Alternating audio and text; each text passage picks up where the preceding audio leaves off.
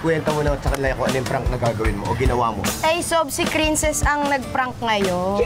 Wala ka na namang alam. Meron naman, Sob. Ano? May gaming center pala sila dito.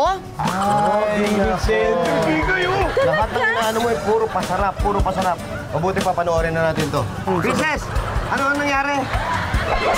Hi, I'm Princess, your reporter for Wow Mali Doble Tama News.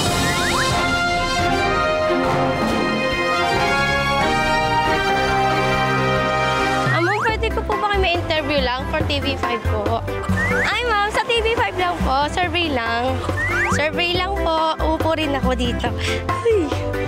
Kumusta naman po kayo dito, ma'am? Okay lang po. Nagpipicture lang po para po sa birthday. Okay, ano? Masarap po tumambay, mahangin. Okay lang po, kakarating lang namin kanina. Kumain na po ba kayo? Hindi po. Ay, hindi po. Yes po. Hindi po po. Ay, hindi pa daw siya.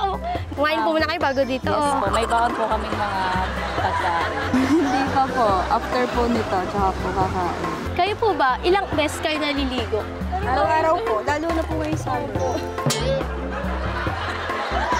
Ilang beses ba kayo naliligo sa isang araw? One po and twice. Sometimes. Depende sa mood. Ligo once, pero half bath, mga 2 to 3 times per day talaga. Pag super init po, twice a day. Twice a... Kayo po? Hindi po. Wait lang, mama. Sorry, wait lang, sorry.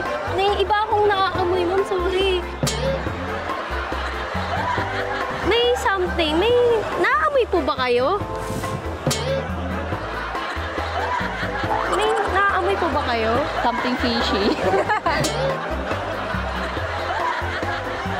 Parang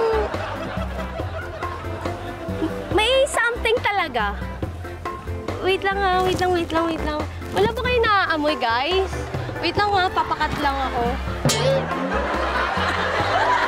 May naaamoy ako na di karapat-dapat eh. Wala kayo naaamoy? Kanina pa kayo nandiyan dyan? Wala. Wait lang. Ano mo muna, cut Alam mo yung muna. ano kasi yung bibig is malapit sa ilong daw.